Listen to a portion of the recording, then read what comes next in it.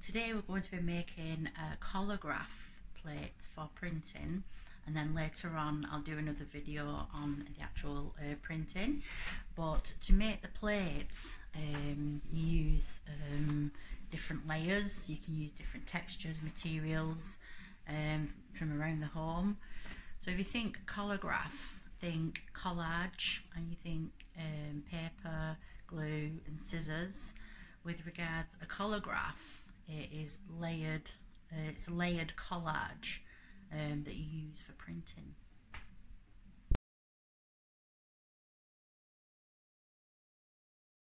So you'll need some card, just a nice smooth card. I've used this side of a box because obviously the other side's textured a little bit more. And then when I was talking about materials, we've got like tissue paper, got some bits of string and more string there. And we've got some netting here. So these are just things that are from around the house. You might have scraps lying around, or even use things like rice. We've got foil, and I've found some bubble wrap here as well. So you can imagine the print going on that and the texture that will give off on the plate as well. So you'll need a pair of scissors, pen, you've got your glue, and obviously a nice soft brush to brush your glue onto. So I'm just going to start off with a piece of card, and that's what I'm going to make my print plate with. So we've got our glue, and I'm just going to go with the flow. I've no ideas in my head at the moment, so I'm just going to start adding bits of the material on. So we'll just do a little bit at a time.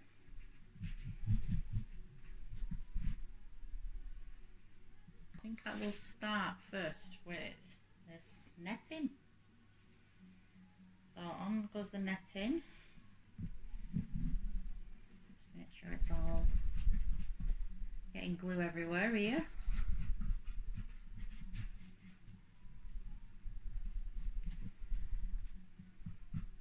Doesn't matter if it overlaps, I can trim that off. I've done this. That's the first layer that's gone on. So just make sure that that's packed down. So then maybe I'd like to add,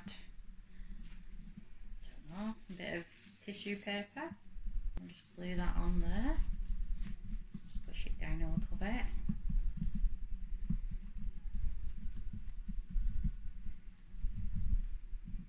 You're getting the idea. So what I'm just going to do, I'm just going to build that up with different sorts of materials. I'm still adding to it. I just added this string. I've unravelled some of the string at the top and created these. They look like little branches or like grass that is very finely coming off. I'm hoping that'll show up on the print. I've added some rice here for like a texture. I think I'm going for like a bit of a landscapey scene here. This might create a nice bush effect, and with the bubble wrap here as well, that might create a nice bush effect as well. And there's some lace that I've cut out. It's patterned and put on there. I'm just going to keep adding to it. So I think that should be enough for now. I've just added this lovely ribbon.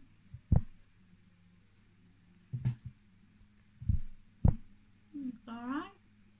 I don't want to add too much because I don't want to overdo it, because it just might spoil the print. So that's my first one. I'm going to have a go at doing another one in a minute just to give you some examples. So I've made a start on this quite simple one as well, and what I've used here is this foam. I've just created a cat silhouette. Just put a little bit of the netting there to give it a collar effect, and this is all like a grass effect. And then what I've done here, because the cat's watching the birds, So I've just used these little bits of rice and put them in, so they'll have that effect. I'll just keep adding to it.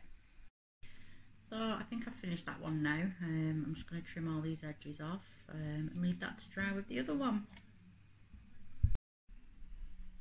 So I've just done this last one just to show you all the different textures that you can get. You can even create textures with the glue. So I've just done some blobs in here and just different patterns, stroke of glue there.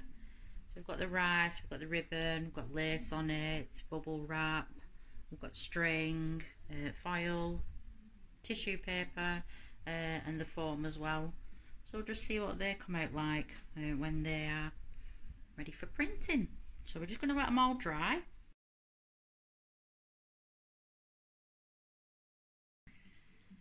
So we're all dry now.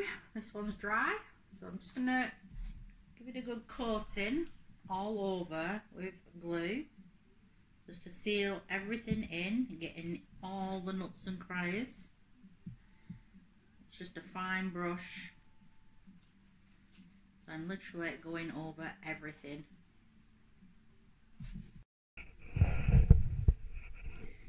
So this can be quite time consuming, but to be patient.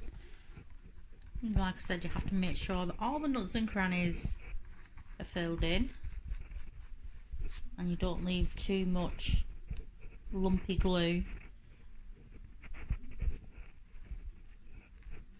And then it's all smoothed out. Nearly finished this one. I'd left them to dry for a while. They're all looking nice and shiny now. So I'll be making another video on how we're going to do the printing from these plates that I've made. So watch out for part 2 video.